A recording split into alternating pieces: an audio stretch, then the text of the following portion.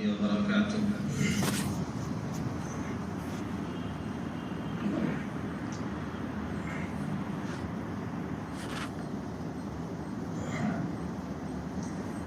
الحمد لله نحمده ونستعينه ونستغفره ونؤمن به ونتوكل عليه ونعوذ بالله من شرور أنفسنا ومن سيئات أعمالنا.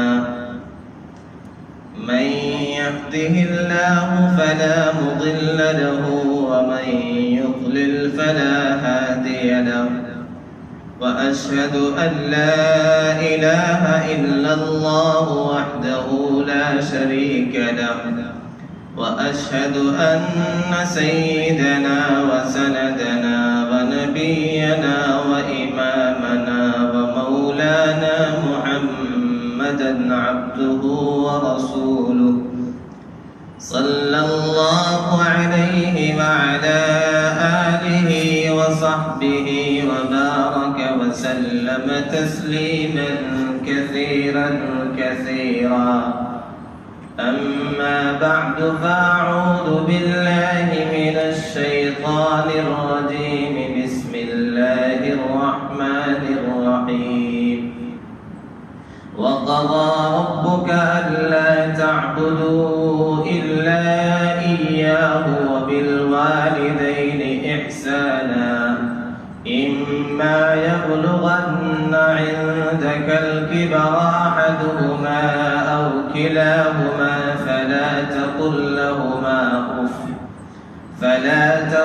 لهما أف ولا تنهرهما وقل لهما قولا كريما. واخفض لهما جناح الذل من الرحمة وقل رب ارحمهما كما ربياني صغيرا. صدق الله العظيم. انتہائی واجب الاحترام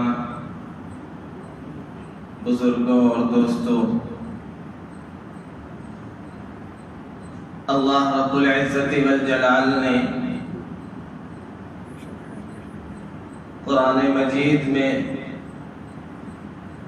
جا بجا اپنے حقوق کے ساتھ والدین کے حقوق کو ملا کر کے بیان کیا ہے. اس سے والدین کے حقوق کی عظمت اور اہمیت کا اندازہ ہوتا ہے. ہم سے جو حقوق متعلق ہیں وہ دو طرح کے ہیں. حقوق اللہ کے حقوق، حقوق العباد بندوں کے حقوق. اس میں بڑی تفصیلات ہیں. اللہ کے حقوق کیا کیا ہیں، بندوں کے حقوق کیا کیا ہیں. جس آیت کی میں نے تلاوت کی اور اس کے علاوہ کئی آیات ہیں قرآن مجید میں، اللہ تعالیٰ نے اپنے حق کا تذکرہ کیا. حقوق اللہ میں سے کہ صرف خدائے واحد کی، ایک اللہ کی عبادت کرو، اس کے ساتھ کسی کو شریک نہ ٹھہراؤ، نہ اس کی ذات میں نہ اس کی صفات میں. پھر حقوق العباد میں سے بہت سارے حقوق ہم سے متعلق ہیں، لیکن جو اہم حق ہے حقوق العباد میں سے والدین کا حق، اس کا تذکرہ کیا.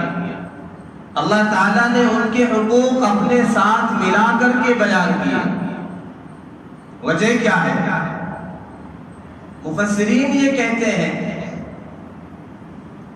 کہ انسان کے پیدا ہونے کا حقیقی سبب اللہ رب العزت والجلال ہے. اللہ ہمارے خالق ہیں، اللہ ہمارے پیدا کرنے والے ہیں. لیکن مجازی طور پہ ظاہری سبب انسان کے دنیا میں آنے کا والدین ہوا کرتے ہیں. اس لیے اللہ نے والدین کے حقوق کو اپنے حق کے ساتھ ملا کر کے بیان کیا، اور اللہ تعالیٰ نے ماں کے حق کو بھی بیان کیا، باپ کے حق کو بھی بیان کیا۔ یہ الگ بات ہے، ہمارے معاشرے میں ماں کے حقوق کو بہت زور و شور کے ساتھ بیان کیا جاتا ہے، ماں کی محبت، ماں کی عظمت، ماں کی شفقت، ماں کا پیار بڑے تفصیل سے بیان کیا جاتا ہے، اس پر خوب لکھا بھی جاتا ہے، اس پر کتابیں بھی مل جائیں گی۔ لیکن باپ کی عظمت، باپ کی محبت، باپ کی قربانیاں اولاد کی تربیت میں، باپ کی جو شفقت ہے اپنے اولاد کے لیے، اسے اس درجے میں بیان نہیں کیا جاتا جو باپ کا حق ہے، جو باپ کی عظمت ہے۔ میرے بیان کا قطعاً یہ مقصد نہیں ہے کہ ماں کی جو محبت ہے، ماں کی جو شفقت ہے، اسے کم کر دیا جائے، اسے ڈیگریڈ کر دیا جائے۔ مقصد یہ ہے کہ ماں کی عظمت کو تو خوب بیان کیا جاتا ہے، اس کی محبت کا تو چرچا زباں زدے خاص و عام ہے، ہر کوئی کرتا ہے۔ لیکن باپ بیچارہ، اسے کیوں اس کی قربانیوں کو فراموش کر دیا جاتا ہے؟ اللہ تعالیٰ نے تو دونوں کو ملا کر کے بیان کیا، وَقَضَى رَبُّكَ أَلَّا تَعْبُدُوا إِلَّا إِيَّاهُ وَبِالْوَالِدَيْنِ إِحْسَانًا۔ والدین کا تذکرہ صرف ماں کا تذکرہ نہیں ہے، ماں باپ دونوں کے ساتھ حسن سلوک کرو، یہ الگ بات ہے۔ شفقت کے اعتبار سے، محبت کے اعتبار سے ماں کا درجہ ذرا سا بڑھا ہوا ہے، اللہ نے اس کی وضاحت بھی کر دی کہ ماں حملته امه وهنا على وهن وفصاله في عامين ان اشکر لی ولوالدیک۔ چند مراحل ایسے ہیں، چند مشقتوں کے مراحل ایسے ہیں جو صرف ماں ہی برداشت کرتی ہے، چند بوجھ ایسے ہیں جو صرف ماں ہی اٹھاتی ہے، اس میں باپ چاہ کر کے بھی شریک نہیں ہو سکتا۔ چنانچہ آقا مدنی صلی اللہ علیہ وسلم سے ایک صحابی نے سوال کیا، یا رسول اللہ ای الناس احق بحسن صحبتی، لوگوں میں سے میرے حسن سلوک کا سب سے زیادہ مستحق کون ہے؟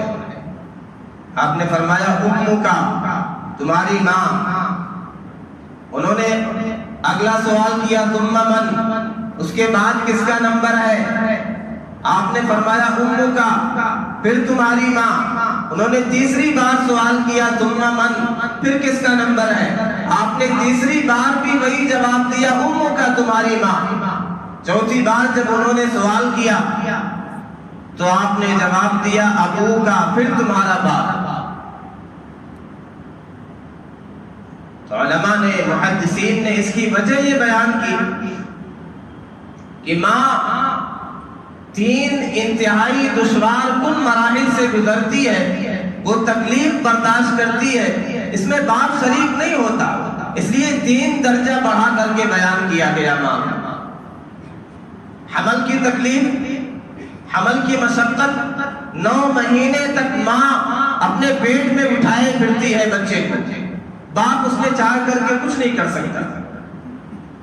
پھر آگے کا مرحلہ عند الولادہ، ولادت کے وقت جو تکلیف ہوتی ہے، جو پریشانی ہوتی ہے، جو مشقت ہوتی ہے، وہ صرف ماں ہی برداشت کرتی ہے، اس میں باپ چاہ کر کے شریک نہیں ہو سکتا۔ پھر تیسرا مرحلہ رضاعت کا، دودھ پلانے کا، یہ مشقت بھی ماں ہی برداشت کرتی ہے۔ تو یہ تین دشوار کن مراحل ایسے ہیں جس کا بوجھ صرف ماں ہی اٹھاتی ہے، اس لیے 3 درجہ ماں کا بیان کیا گیا، پھر چوتھے نمبر پر باپ کا تذکرہ کیا گیا۔ لیکن اس کا یہ مطلب نہیں ہے کہ باپ کا کوئی مقام ہی نہیں، باپ کی کوئی عظمت ہی نہیں۔ گھر والے لڑکے ماں کے ساتھ مل کر کے باپ کو کنارے لگا دے، بوڑھا بیچارہ کما کما کر کے کمزور ہو گیا، ریٹائر بھی ہو گیا، اب اسے کنارے لگا دیا گیا۔ کوئی بھی کام ہوتا اس سے مشورہ نہیں کیا جاتا، کوئی بھی کام ہوتا اس کا فیصلہ نہیں لیا جاتا۔ علماء نے تفصیل بیان کی ہے، ہر ایک کا مقام کیا ہے، کب کس کو ترجیح دی جائے گی، فیصلہ کس کا چلے گا، حکم کس کا چلے گا، گھر کا سربراہ کون ہے۔ کبھی ایسا ہوتا ماں اور باپ میں اختلاف ہو جاتا ہے، ماں کہتی ہے یہ کام کرو، باپ کہتا ہے یہ کام کرو۔ اگر دونوں پر عمل کرنا مشکل ہے تب تو ٹھیک ہے، لیکن کبھی ایسی سچویشن آ جاتی ہے کہ دونوں کی بات میں کنٹراڈکشن ہو جاتا ہے، دونوں پر ایک ساتھ عمل نہیں کر سکتے۔ تو علماء نے یہ فیصلہ کیا خدمت کے باب میں تو ماں کو ترجیح دی جائے گی۔ اگر خدمت کرنا ہے، وہ کمزور ہے، عورت صنف نازک ہوتی ہے، کمزور ہوتی ہے، تو خدمت کے باب میں اسے پریفر کیا جائے گا، اس کی خدمت کی جائے گی۔ لیکن جہاں تک حکم ہے تو گھر کا حاکم مرد ہوتا ہے، باپ ہوتا ہے، الرجال قوامون علی النساء، گھر کا حاکم مرد ہوتا ہے، فیصلہ اس کا چلے گا۔ عظمت باپ کی ہوتی ہے، شفقت ماں کی ہوتی ہے۔ لوگ کہتے ہیں ماں تیری عظمت کو سلام، ماں تیری عظمت کو سلام، اور باپ کی عظمت کہاں گئی؟ اس بیچارے کو، اس کو گھر سے نکل جانے کو سلام، اسے گھر سے باہر بھیجنا چاہتے ہیں، اور بہت سو کو تو اولڈ ہاؤس میں، اولڈ ایج ہوم میں بھیج دیا۔ نہیں، گھر کا حاکم باپ ہوتا ہے، عظمت باپ کی ہوتی ہے، شفقت ماں کی ہوتی ہے۔ فتاوی عالمگیری میں تفصیل سے اس پر بحث کی گئی، دونوں میں فرق ہے عظمت اور شفقت میں۔ بیٹا کما کر کے آتا ہے، سیلری لے کر کے آتا ہے، پیسہ ماں کے ہاتھ پر نہیں رکھے گا، باپ کے ہاتھ پر رکھے گا۔ کوئی فروٹ لے کر کے آتا ہے، کوئی خوبصورت کپڑا لے کر کے آتا ہے، شفقت کے تعلق سے ہے، ماں کے ہاتھ میں رکھے گا۔ شادی کہاں کرنی ہے، مشورہ کرنا ہے، باپ سے مشورہ کرے گا۔ عظمت کے حوالے سے یہ چیز تعلق رکھتی ہے۔ لڑکی کیسی منتخب کرنا ہے، یہ شفقت کا باب ہے، ماں سے پوچھا جائے گا۔ ایسے نہیں جیسے ہم نے، عوام نے جنگل سمجھ رکھا ہے باپ کو۔ باپ کا ایک مقام ہے، باپ کی ایک عظمت ہے۔ آقا مدنی صلی اللہ علیہ وسلم نے جب ماں کا تذکرہ کیا تو آپ نے ارشاد فرمایا الجنت تحت اقدام الامہات، paradise is under the feet of the mother, جنت ماں کے قدموں کے نیچے ہے۔ پیغمبر صلی اللہ علیہ وسلم نیچے کی طرف لے گئے، اشارہ ہے خدمت کی طرف۔ باپ کا تذکرہ آیا، آپ نے کیا ارشاد فرمایا؟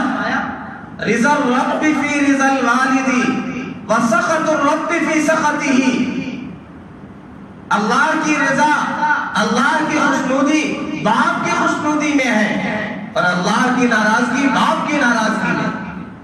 باپ کو ناراض کر کے، باپ کی نافرمانی کر کے، باپ کے احکام سے روگردانی کر کے رب کو راضی نہیں کر سکتے۔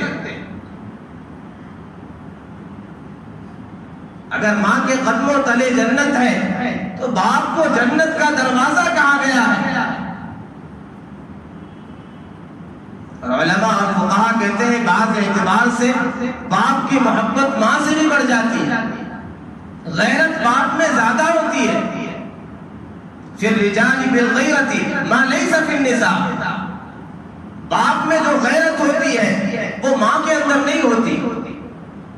مثال سے بات سمجھ میں آئے گی، خدا نہ خواستہ کسی نے کسی کی بیٹی کو چھیڑ دیا، ماں کیا کہے گی؟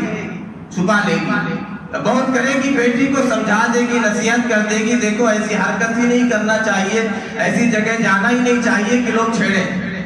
باپ کیا کرے گا؟ باپ کو معلوم ہوگا تو وہ آستین چڑھا لے گا۔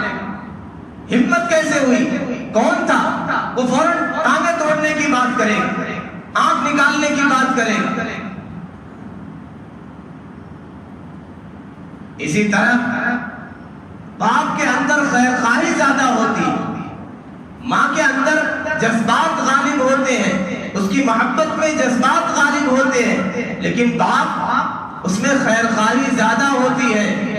مثال کے طور پہ باپ یہ دیکھتا ہے کہ میرے بیٹے کا فیوچر برائٹ ہوگا سعودیہ میں جا کر کے، امریکہ میں جا کر کے 2-4 سال رہ کر کے، باپ کہے گا ٹھیک ہے بھیج دو، اگرچہ اسے تکلیف ہوگی، اس کی جدائی کی شاخ گزرے گی، لیکن کہے گا ٹھیک ہے اس کا فیوچر وہیں برائٹ ہوگا، اس کا مستقبل روشن ہو جائے گا، بھیج دو۔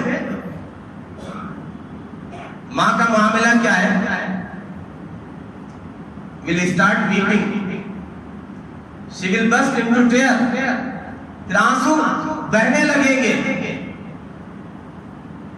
یہ ہر ماں کا تذکرہ نہیں ہے، کچھ جگہ استثناء ہوتی، اکثر جگہوں میں استثناء ہوتا ہے، ایوری ایئر از ایگزمپشن، استثناء ہوتے۔ بعض مائیں ایسی ہوتی ہیں باپ کا کردار ادا کرتی، وہ ساری خوبیاں جو باپ میں ہوتی ماؤں میں بھی ہوتی ہیں، لیکن عمومی بات ہو رہی، باپ کے اندر خیر خواہی کا جذبہ زیادہ ہوتا ہے، باپ کے اندر غیرت زیادہ ہوتی ہے،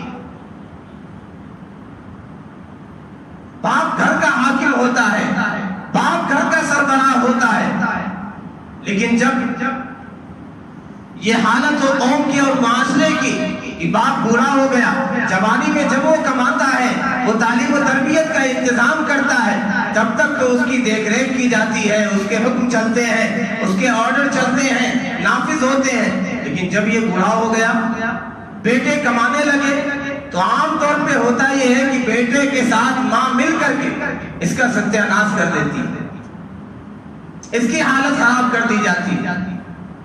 بہت ایسا ہوتا ہے، بکثرت ایسا گھروں میں ہوتا ہے، اور پھر بیٹوں کے کان بھرتی ہے ماں، تیرے باپ تو ایسے تھے، انہوں نے جوانی میں ایسے ستایا، انہوں نے ایسا ظلم کیا۔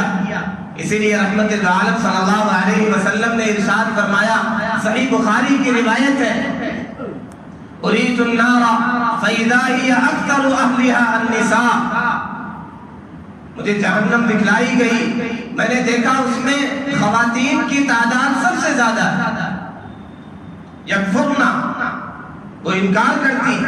صحابہ نے پوچھا یا رسول اللہ یکفرن باللہ، کیا اللہ کا انکار کرتی ہیں؟ قال لا بل یکفرن العشیر و یکفرن الاحسان، شوہروں کی ناشکری کرتی ہیں، احسان کی ناشکری کرتی ہیں۔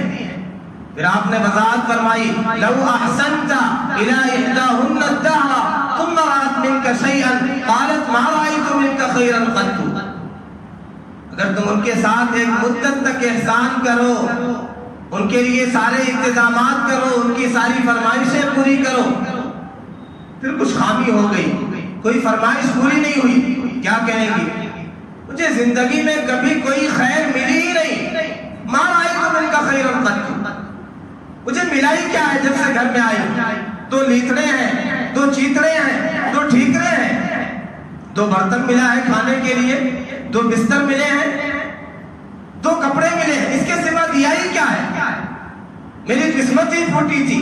یہ جملے عام طور پہ ہوتے ہیں۔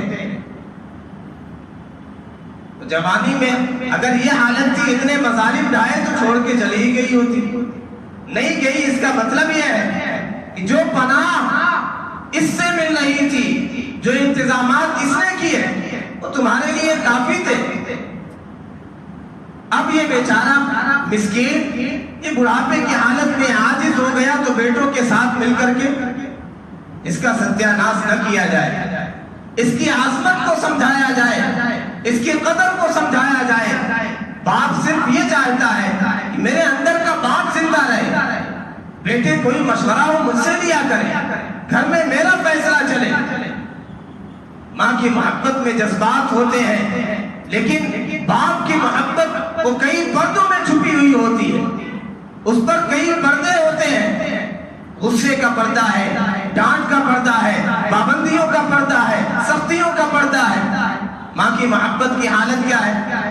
بچپن میں چھوٹی چھوٹی غلطیاں باپ سے چھپائے گی، بچہ مٹی کھاتا ہے، باپ سے چھپا لیا، اور بڑا ہوا، محنت سے پڑھتا نہیں، رزلٹ اس کا ٹھیک نہیں آیا، وہ بھی باپ سے چھپا لیا، غلط لڑکوں کے ساتھ وقت گزارتا ہے، ٹائم پاس کرتا ہے، بری صحبت میں رہتا ہے، دیر سے گھر آتا ہے، اسے بھی باپ سے چھپا لیتی ہے۔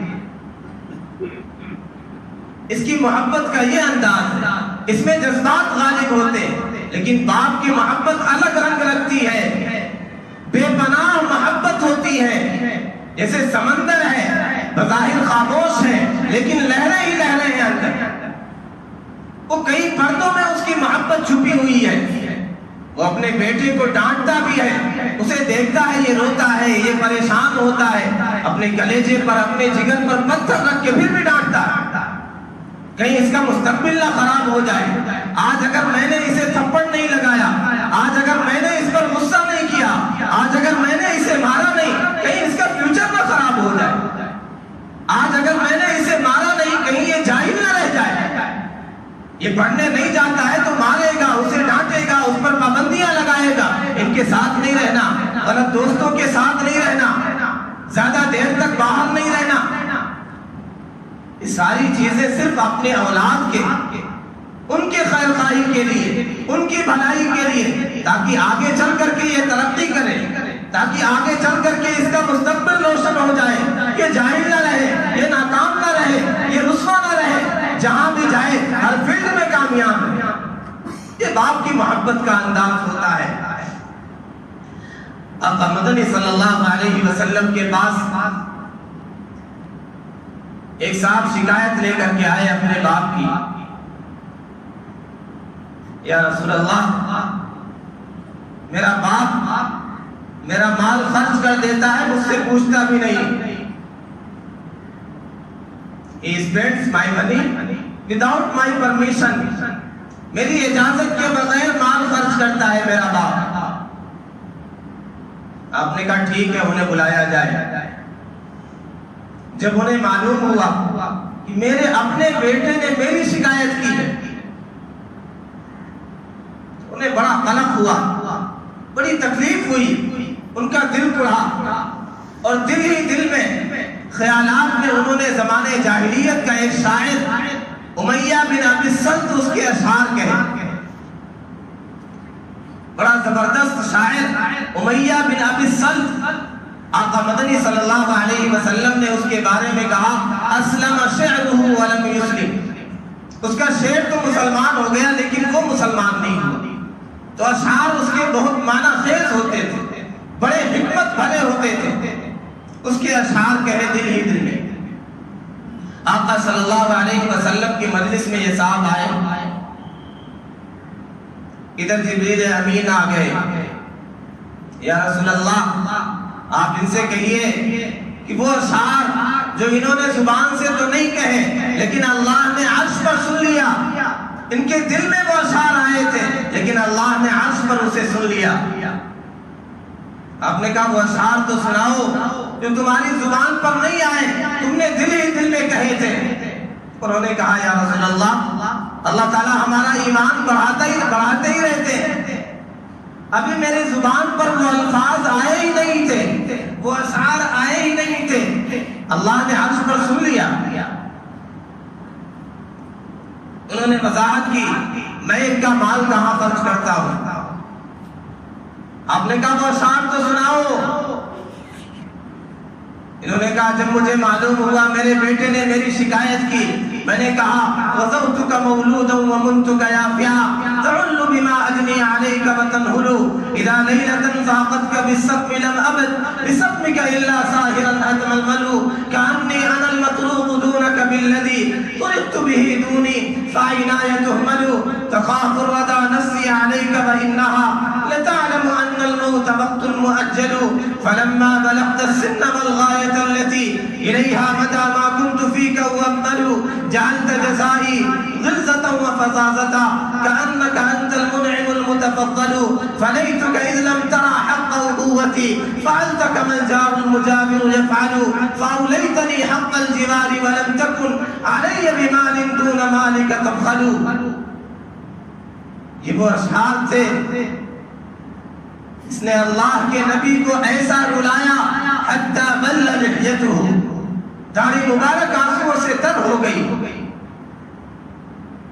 اس نے کہا ہے میرے بیٹے جب سے تو پیدا ہوا ہم تو مرنا شروع ہو گئے، ہم نے تیرے لیے جینا شروع کر دیا، جو بچا تھا تجھ پر لگایا، جو لائے تجھے کھلایا، جو لائے تجھے پہنایا، خود خوش کھاتے رہے، تر تجھے کھلایا، خود سردی اور گرمی کے تھپیڑوں سے لڑتا رہا، بازار میں مشقتیں کرتا رہا، محنتیں کرتا رہا، سرد ہوائیں چلی تجھے کمبل میں لپیٹا، تجھے لحاف میں لپیٹا، گرم ہوائیں چلی پنکھے جھل جھل کر کے تیرے پاس بیٹھ کر کے تجھے آرام کی نیند سلایا، تجھے چین کی نیند سلایا، تجھے راحت سے سلایا، خود بازاروں میں دھکے کھاتے رہے، گرمی اور سردی کے تھپیڑوں سے لڑتے رہے۔ ہماری حالت یہ تھی تو بیمار ہو جاتا تھا، ہم بھی بیمار ہو جایا کرتے تھے، تیری آنکھوں سے آنسو آیا کرتے تھے، ہماری آنکھوں سے بھی آنسو آیا کرتے تھے، تیری ماں تیرا باپ تیرے سرہانے بیٹھ کر کے رونے لگتے تھے،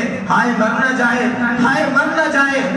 حالانکہ پتا ہے ان الموت وقت مؤجل، یہ موت کا ایک وقت متعین ہے، لیکن تیری یہ حالت دیکھ کر کے، تیری بیماری دیکھ کر کے ہم سے رہا نہیں جاتا تھا، ہم سے سہا نہیں جاتا تھا، ہم بیمار ہو جاتے تھے، ہم پریشان ہو جاتے تھے، تیرے عیش کی خاطر، تیری راحت کی خاطر، تیری چین کی خاطر اپنی ساری چیزیں ہم نے ترک دی، سارے عیش ہم نے قربان کر دیے، ساری زندگی قربان کر دی، اپنی جوانی کھول دی، وہ گھلتی رہی، حتیٰ کہ تجھ میں شباب کا رنگ دوڑنے لگا، تو جوان ہو گیا، تجھ میں باد بہاری آئی، میں خزاں کا شکار ہو گیا، تیرا تنا سیدھا ہو گیا، میرا تنا جھک گیا، جوانی نے تجھ میں رنگ بھر دیا، تجھ میں حسن بھر دیا، بڑھاپے نے اپنے پنجے مجھ پر گاڑ دیے، میرا حسن مجھ سے چھین لیا، میری جوانی مجھ سے چھین لی۔ پھر ہم بیٹھ کر ایک دن سوچنے لگے ہم نے اسے پالا ہے، یہ ہمیں پالے گا، ہم نے اس کی انگلی پکڑ کر کے چلنا سکھایا ہے، یہ ہمارا سہارا بنے گا، یہ ہمارے کام آئے گا، یہ ہماری خدمتیں کرے گا، بڑھاپے کی لاٹھی بنے گا۔ لیکن جب ہم نے تمہاری حالت دیکھی، تجھ میں جوانی کی ترنگ آئی، تیرے تیور بدلے، تیرے انداز بدلے، تیرے لہجے بدلے، تو وہاں سے آگے جواب نہ دیتا، تو مست ہوا دیکھتا، اور راہیں بدل بدل کے تو ہم سے کٹانے لگا، ہم سے دور ہونے لگا۔ ایک دن بیٹھ کر کے ہم سوچنے لگے شاید ہم نے اسے نہیں پالا، اس نے ہمیں پالا ہے، شاید ہم نے اس کے پیشاب پاخانے صاف نہیں کیے، یہ ہمارے پیشاب پاخانے صاف کرتا رہا، شاید اس نے ہماری جیسی قربانیاں دی، ہم نے کوئی قربانی نہیں دی۔ او میرا بیٹا، اگر تو بیٹا نہیں بن سکا پڑوسی ہی بن جاتا۔ وہ بھی سمجھتا ہے یہ کمزور ہیں، یہ برے ہیں، وہ سلام کر لیتا ہے، خیریت پوچھ لیتا ہے، اور تو میرا اپنا ہو کر کے، میرا بیٹا ہو کر کے میری شکایتیں کرنے لگا، میری مخالفتیں کرنے لگا۔ تو میرا بیٹا نہیں بن سکا، کم سے کم پڑوسی ہی بن جاتا۔ یہ وہ فریاد تھی جس نے اللہ کے محبوب نبی اکرم صلی اللہ علیہ وسلم کو ایسا رلایا کہ داڑھی مبارک آنسوؤں سے تر ہو گئی۔ آپ نے اس کا گریبان پکڑا، فاخذ النبی صلی اللہ علیہ وسلم بتلابیبہ، آپ نے اس کا گریبان پکڑا اور کہا اٹھ یہاں سے، انت ومالک لابیک، تو اور تیرا مال سب کچھ تیرے باپ کا۔ یہ باپ کی عظمت ہے۔ قانونی اعتبار سے اگر کسی نے مال کمایا ہے، کسی کا اس میں کوئی عمل دخل نہیں ہے، تو قانونی اعتبار سے یہی مسئلہ بیان کیا جائے کہ اس کا اپنا مال ہے، کسی پر نہ خرچ کرے، نہ خرچ کرے۔ لیکن آپ نے عظمت سمجھائی، باپ کی یہ عظمت ہے، باپ کا یہ درجہ ہے، باپ کا یہ اسٹیٹس اور مقام ہے، اسے ڈیگریڈ کر دیا جائے، اس کی شریعت قطعاً اجازت نہیں دیتی۔ یہ باپ کی محبت کو سمجھا جائے، باپ کی عظمت کو سمجھا جائے۔ باپ اگر ناراض ہے تو اللہ بھی ناراض ہے۔ رضا الرب فی رضا الوالد وسخط الرب فی سخطہ، اللہ کی رضا باپ کی رضا میں ہے، اللہ کی ناراضگی باپ کی ناراضگی میں ہے۔ اس لیے ماں کا جو مقام دیا جاتا ہے یقیناً وہ بہت اونچا مقام ہے، وہ 3 درجہ بڑھ کر کے بیان کیا گیا ہے، لیکن ماں کی عظمت کو اس درجہ بیان کیا جائے کہ باپ کو فراموش کر دیا جائے، اس کی قربانیوں کو، اس کی محبت کو اسے بھلا دیا جائے، اس کی قربانیوں کو، شریعت اس کی بھی اجازت نہیں دیتی۔ اور قرآن میں باپ کی قسم کھائی گئی، ماں کی قسم نہیں کھائی گئی، باپ کی قسم کھائی گئی، ووالد وما ولد۔ آج اگر ماں ہے، اس کا یہ مقام ہے تو باپ کی وجہ سے ہے۔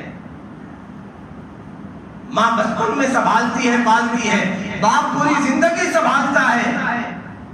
ماں کی محبت کا بچپن میں اندازہ ہو جاتا ہے، باپ کی محبت کا اندازہ جب آدمی خود باپ بنتا ہے تب ہوتا ہے۔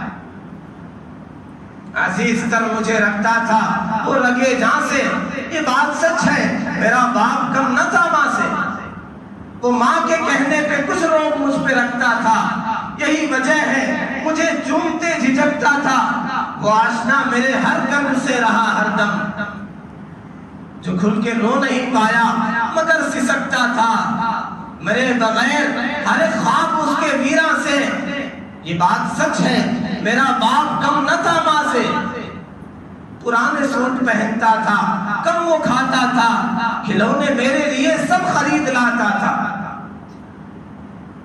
وہ رات مجھ کو دیکھتا تھا جی بھر کے، نہ جانے دیکھ کے کیا کیا وہ سوچتا تھا جی میں، یہ بات سچ ہے، میرا باپ کم نہ تھا ماں سے، باپ کی عظمت کم نہیں ہے، باپ کا مقام کم نہیں ہے، قرآن میں جا بجا اس کا تذکرہ کیا گیا، باپ کی محبت، باپ اور بیٹے کی محبت کا اندازہ کرنا، سورہ یوسف پڑھتے چلے جائیں، تفصیلات بیان کرنے کا وقت نہیں ہے۔ سیدنا یعقوب علیہ السلام کی بیٹے کے ساتھ جو محبت، کیا محبت ہوتی ہے، باپ کی محبت کا اندازہ کرنا ہے۔ سیدنا نوح علیہ السلام کا تذکرہ پڑھتے چلے جائیں قرآن میں، آخری وقت تک بیٹے کے پیچھے لگے ہیں، یا بنی ارکب معنا، بیٹا میرے ساتھ سوار ہو جاؤ، غرق ہو جاؤ گے، ڈوب جاؤ گے، اللہ کے عذاب کا کوڑا برس جائے گا، تباہ و برباد ہو جاؤ گے، میرے ساتھ آ جاؤ۔ پھر دعا بھی کر رہے ہیں۔ سیدنا ابراہیم علیہ السلام کا تذکرہ پڑھتے چلے جائیں، قربانی کے ایام میں ابراہیم و اسماعیل کی داستان فیضان نظر تھا یا کہ مکتب کی کرامت تھی، سکھائے کس نے اسماعیل کو آداب فرزندی۔ جب ماں کی عظمت کو بیان کیا جائے، باپ کی عظمت کو بھی بیان کیا جائے، ماں کی شفقت کا تذکرہ ہو، باپ کی عظمت کا بھی تذکرہ ہو، ماں پر لکھنے والے بہت لکھتے ہیں، بیان کرنے والے بہت بیان کرتے ہیں، لیکن باپ بیچارہ ایسا مسکین ہے، خود بھی اپنے اوپر نہیں لکھ سکتا، بول نہیں سکتا، کوئی بولنے والا بھی نہیں۔ باپ گھر کا حاکم ہوتا ہے، باپ گھر کا فیصل ہوتا ہے، باپ گھر کا سربراہ ہوتا ہے، اسے وہ مقام دیا جائے۔